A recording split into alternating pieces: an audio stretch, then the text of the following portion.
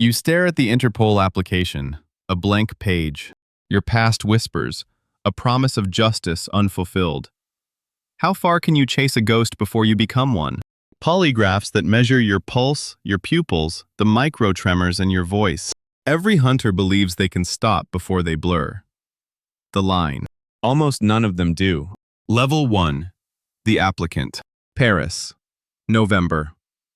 The rain streaks down the windows of the austere recruitment office. You are a number, a resume, one of thousands.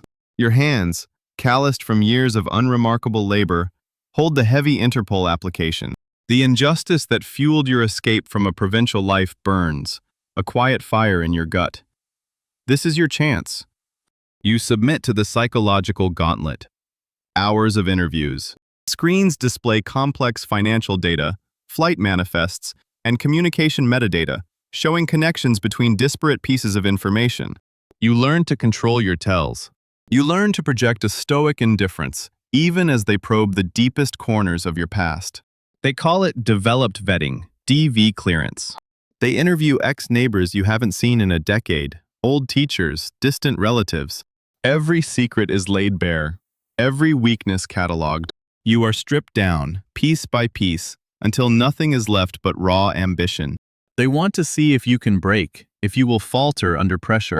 They push you to the line, the point where most candidates crack. You don't. You hold. Your hair, once a thick black, begins to show faint streaks of gray at the temples from the relentless mental strain. Your posture shifts from nervous to rigidly controlled. You pass.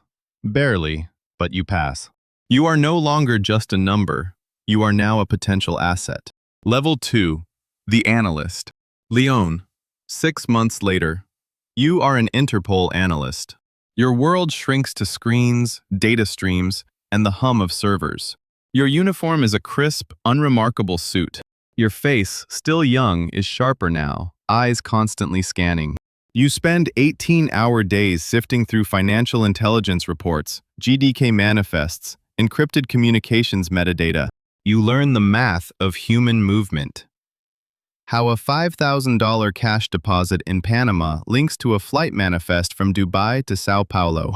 You no longer touch the field, managing budgets, operations, and attending high-level briefings. How a burner phone's 2-minute activation in Amsterdam connects to a red notice issued in Bangkok.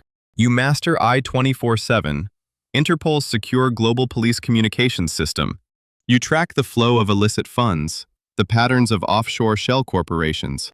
Your first successful trace leads to the arrest of a mid-level money launderer in Monaco. No fanfare, just a confirmation email. The work is cold, methodical. People are not victims, they are data points. Suspects are not villains, they are targets. Their movements predictable algorithms. You understand that justice isn't about emotion. It's about connecting the dots, about following the line of evidence, no matter how faint. You see how the machine works. It never stops. You are a cog, a vital, anonymous part of its relentless grind. Your hands, no longer nervous, move with precision across the keyboard. Your expression is one of pure clinical focus. Level 3. The field investigator. Bogota. The air is thick with humidity and the smell of exhaust fumes.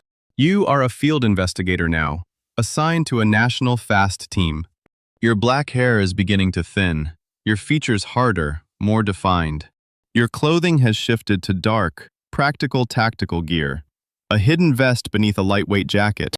You are no longer just tracing the money, you are finding the men behind it.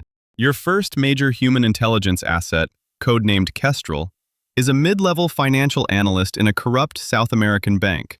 He has a wife, 2 daughters, and a quiet desperation. He sees the line and knows he has to cross it, even if it kills him. Your first meet is in a crowded mercado. You perform a surveillance detection route. 4 turns, 2 reflections in shop windows, a sudden stop at a fruit stand. No tail. Kestrel is nervous, his hands shaking as he passes you a micro SD card disguised as a business card. The information is gold. Ledgers detailing narco-trafficking finances, routes, key players. You learn the precise art of the brush pass, the quick, invisible exchange of information. You establish secure communication protocols, one-time pads, encrypted messaging on burner phones changed every 5 days. You promise Kestrel anonymity, protection. You know, the promise is a fragile thing. You see the fear in his eyes, the weight of his compromise. He asks if his children will be safe. You say yes. You repeat that sentence in your head 3 times before giving the order to extract the data. But this is the easy part. The real cost begins when someone trusts you. Level 4, the case officer. Vienna. Cold. Wet pavement reflects neon signs. Your hair shows streaks of gray at the temples now. Your expression is a practiced mask of calm. You are a case officer, managing a network of human intelligence assets across 3 continents. Kestrel is one of them. He is your most valuable. Today, he holds the key to a major narco-trafficking network's finances. The meet is scheduled for a discreet cafe, table by the window. You perform a meticulous surveillance detection route. 4 blocks, 2 U-turns, a quick scan in a reflective shop window, a sudden stop to tie a shoelace. Clear. You sit. 5 minutes later, Kestrel arrives, a ghost of a man, his eyes darting. He slides a plain envelope across the table. Inside, a micro SD card. The data confirms a major money laundering operation, shell companies, and the names of high-level cartel figures. This is it. Then, a man lingers too long near the door, a second man behind him, both out of place, too still. Your heart hammers a slow, heavy beat against your ribs. 3 seconds. 4. If they make eye contact, if they turn, Kestrel is burned. The entire operation collapses. You have one choice. You catch Kestrel's eye, a single, almost imperceptible shake of your head. He understands. He stands, leaving the envelope. He walks out, a nervous tremor in his gait. The men at the door watch him. They watch him leave. They don't see you. You retrieve the envelope. You exit, taking a different path, melting into the crowd. You repeat Kestrel's name in your head 3 times. You think about his daughters. You know, you made the right call, but the memory of his fear is a weight that settles in your gut. This is the line, and Kestrel just walked right up to it for you. You are already a shadow, but he is just a man. Level 5, the team lead. Lyon. Promotion. You are a team lead for a fugitive active search team. Your uniform is now a sharp dark suit, your posture always alert, ready. More gray now, a permanent furrow etched between your brows. The scope of your operations expands exponentially. You command 5 field investigators, 3 analysts.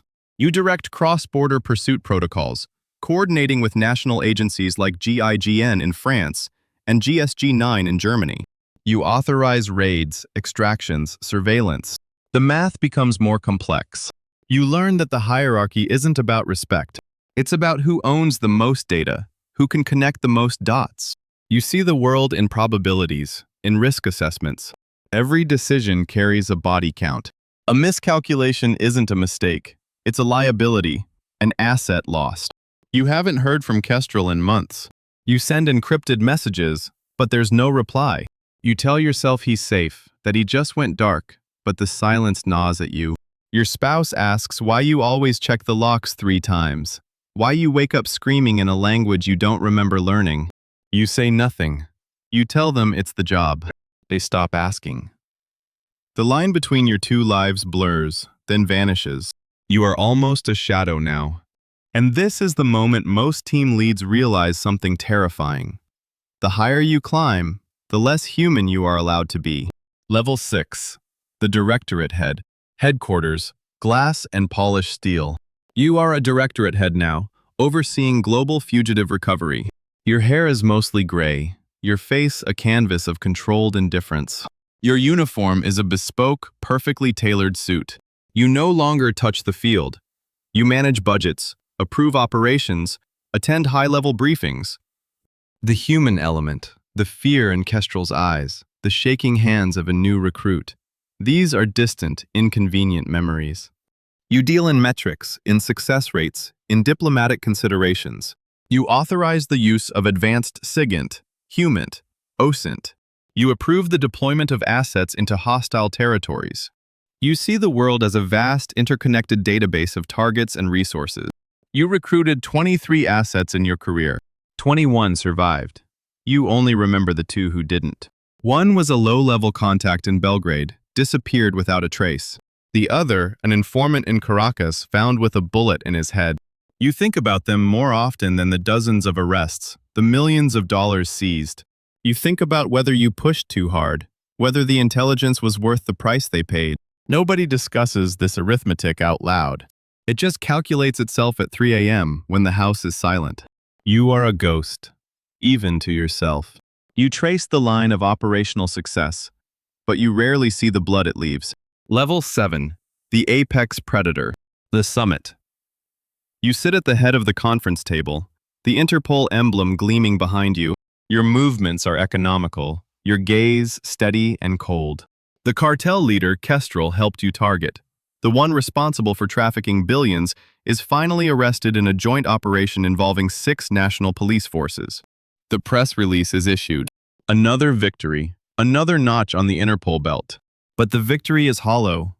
The silence in the room heavier than any celebration. You receive the final report. The file is thin, 1 page. Codename Kestrel. Status: deceased.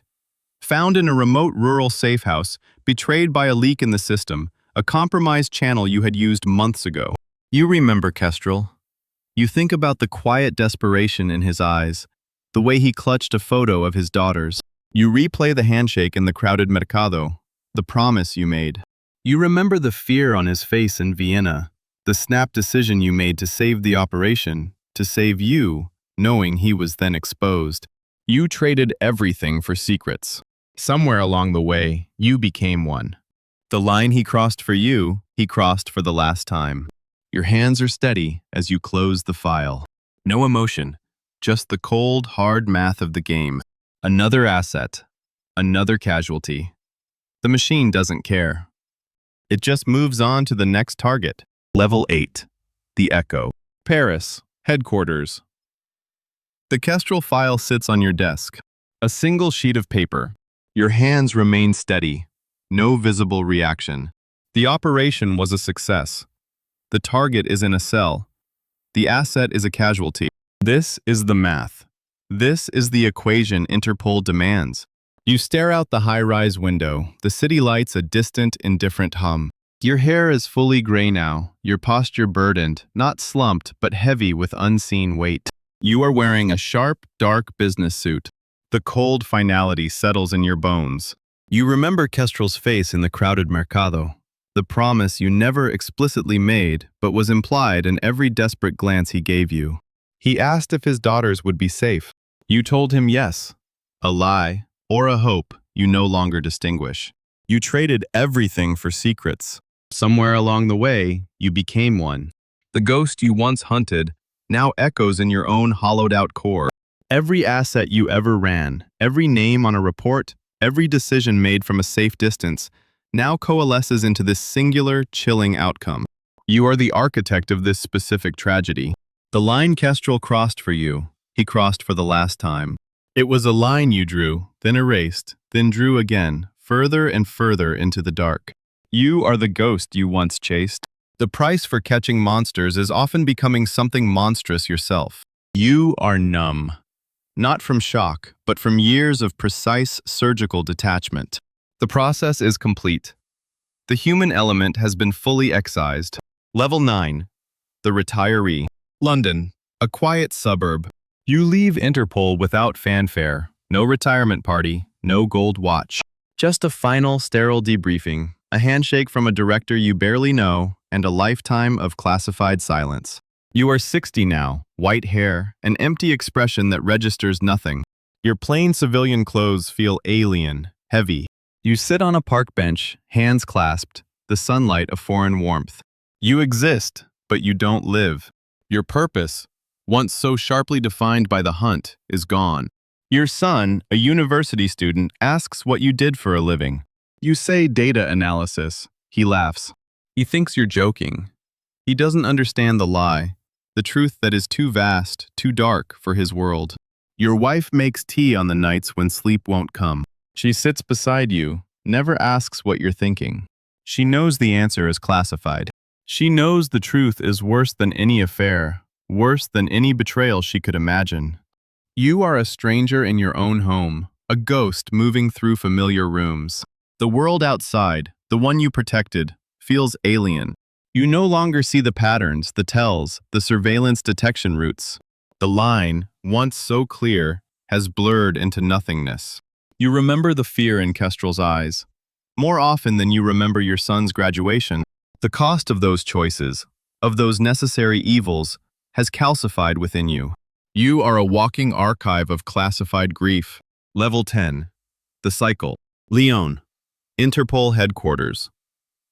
A new recruit fresh out of university stands by a notice board. Their eyes, wide and eager, scan a flyer detailing career paths for fugitive hunters. They dream of justice.